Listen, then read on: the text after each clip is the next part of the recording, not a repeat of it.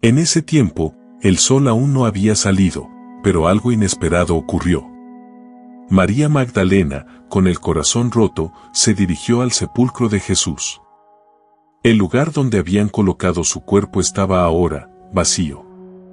El enorme piedra que cerraba la tumba, que había sido colocada con tal esfuerzo, había sido removida. ¿Quién podría haber hecho algo así? ¿Sería posible que alguien hubiera tomado el cuerpo? Si lo había hecho, ¿por qué? ¿Qué secretos ocultaba aquella tumba vacía?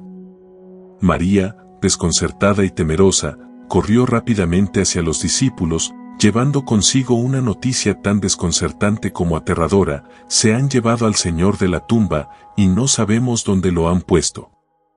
Los discípulos, movidos por una mezcla de confusión y desesperación, corrieron hacia el sepulcro. Pedro, siempre el más impetuoso, llegó primero y se adentró en la tumba. Al fondo, vio los lienzos en los que habían envuelto a Jesús, pero el cuerpo ya no estaba. ¿Cómo podía ser esto posible? ¿Quién podría haber hecho algo tan imposible? Juan, el otro discípulo, que también llegó al lugar, vio y creyó. Pero aún no entendían completamente lo que había sucedido. La verdad les parecía tan remota como una sombra, algo que solo empezaba a tomar forma. La tumba vacía era solo una pieza de este rompecabezas sobrenatural. De repente, María, en su dolor y angustia, se volvió y vio a alguien, pero no lo reconoció. ¿Quién era esa figura en el umbral? ¿Era un hombre, vestido de blanco, un jardinero? Le preguntó si había tomado el cuerpo de Jesús, si sabía su paradero. ¿Cómo iba a imaginar que esa figura era, en realidad, Jesús resucitado? Entonces, él le habló. Su voz, suave pero clara, pronunció su nombre, María. Un escalofrío recorrió su cuerpo. ¿Cómo podía ser posible? ¿El mismo Jesús al que había visto morir, estaba frente a ella? María, reconociéndolo al instante, exclamó, Rabboni. ¿Qué significa maestro? Jesús, en su resurrección, se presentó a ella con un nuevo propósito, un mensaje que iría más allá de lo que los discípulos pudieran comprender en ese momento. Jesús le dijo que no lo tocara, pues aún no había ascendido al Padre. Le pidió que fuera a contar a sus hermanos que él estaba vivo. La tumba vacía, lejos de ser un fin, era solo el principio. Así, María Magdalena corrió a contarles a los discípulos que he visto al Señor y que Él le había hablado esas palabras.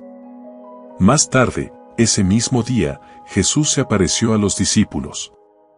Estaban reunidos, temerosos, con las puertas cerradas, cuando Él se presentó en medio de ellos, diciendo, «Paz a vosotros». Sus cuerpos aún temblaban, pero la presencia de Jesús era más poderosa que su miedo. Para confirmar su identidad, les mostró sus manos y su costado, las heridas que aún estaban presentes como señales de lo que había sufrido por ellos. Luego, Jesús les dio un encargo: recibid el Espíritu Santo. A quienes perdonéis los pecados, les serán perdonados; a quienes se los retengáis, les serán retenidos. Sin embargo, uno de los discípulos, Tomás, no estaba presente en ese encuentro. Cuando los demás le contaron lo sucedido, él no podía creerlo. ¿Cómo podía alguien volver a la vida? Necesitaba ver para creer. 8 días después, Jesús se presentó de nuevo, esta vez estando Tomás entre los discípulos.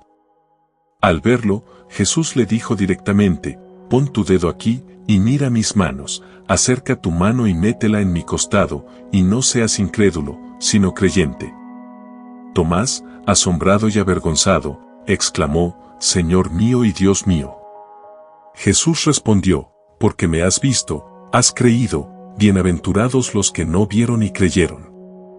Este momento marcó un cambio profundo en los discípulos y en todos los que, a lo largo de los siglos, han escuchado esta historia. ¿Es posible que algo tan increíble sea real? ¿Cómo puede la muerte ser derrotada de esta manera? El misterio de la resurrección no solo fue un testimonio de lo que Jesús había hecho, sino de lo que Él seguiría haciendo a través de los que creen en Él.